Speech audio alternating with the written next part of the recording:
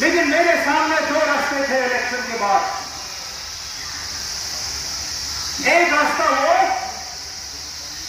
जो 2015 में पहले ही आजमाया गया। मैं चाहता हूं तो पिछले साल अक्टूबर में बीजेपी को हुकूमत में शामिल करता। जिस तरह मरहूम मुफ्ती मोहम्मद सैयद साहब ने 2015 में और महबूबा मुफ्ती साहिबा ने 2016 में किया। उस वक्त बिना बीजेपी की हुकूमत बन सकती थी। कांग्रेस भी तैयार, नेशनल कॉन्फ्रेंस भी तैयार। बीजेपी को हुकूमत से बाहर रखा जा सकता था।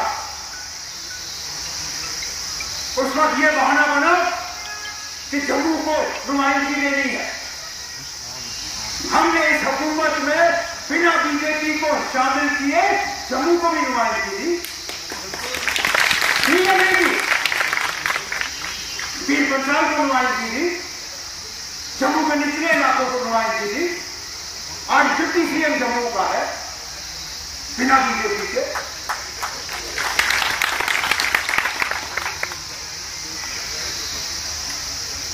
तो या हम बीजेपी को हुकूमत में शामिल करते,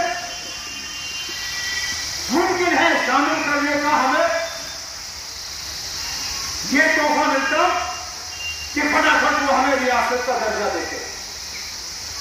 लेकिन क्या रियासत हासिल करने के लिए आप वो सौदा करने के लिए तैयार?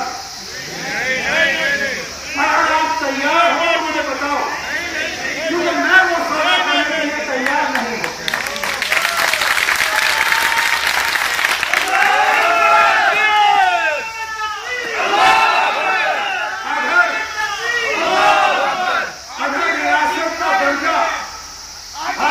अगर रियासत का दर्जा हासिल करने के लिए बीजेपी को हुकूमत में शामिल करना जरूरी है तो मेहरबानी करके मेरा इस्तीफा आप लोग कबूल कर लीजिए और यहां किसी और एमएलए को आप वजीर आला बना के बीजेपी के साथ हुकूमत बनाओ। मैं बनाने के लिए तैयार नहीं हूं।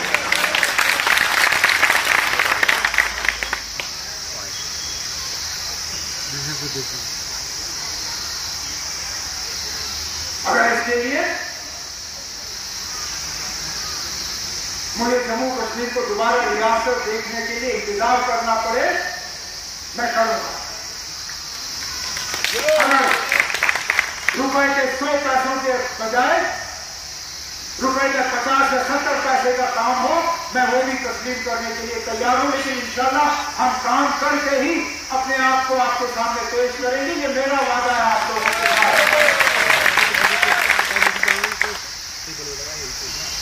लेकिन मेरे साथियों को भी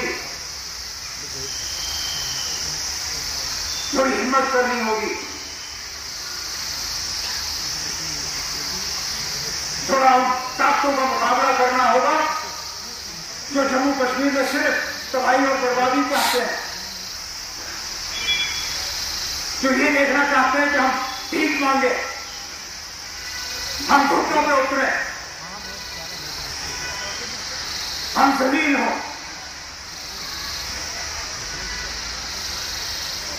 यहां हालात देखिए हमारे इर्द गिर्द। वो लोग जो मुझे कहते हैं कि आप सड़कों पे उतर के एहतजाज क्यों नहीं करते हो, मेरा जवाब उनको यही है कि जाओ लद्दाख के हालात देखो।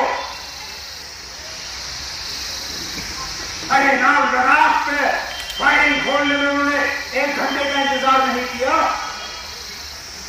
यहां तो 10 मिनट इंतजार नहीं करेंगे। कितने नौजवानों का खून यहां बहते हुए देखना चाहते हो, मैं कम से कम उस चीज के लिए तैयार नहीं। हम तो कभी 5 अगस्त 2019 के हक में नहीं थे। हमने उस दिन से कहा कि हमारे साथ जो हुआ गलत हुआ। करगिल के लोग भी उन्होंने कभी उस फैसले को तस्लीम नहीं किया। लेकिन लेह में देखिए किस तरह मिजाज बदल गया। जिन लोगों ने 5 अगस्त 2019 के बाद पटाखे जलाए, मिठाइयां बांटी, कहा कि हमारे दिल के अरमान पूरे हो गए। आज उनके बयान पढ़िए। मैं हैरान हुआ जब कल मैंने अखबार में उनका बयान, उनका बहुत बड़ा लीडर है, उनका बयान पढ़ा। क्या कहा उन्होंने? कहा कि हमने सालों साल 370 के खिलाफ अपनी आवाज बुलंद की, लेकिन आज हमें इस बात का एहसास हुआ कि 70 साल 370 ने हमें बचा के रखा। ये लेके लोग कह रहे हैं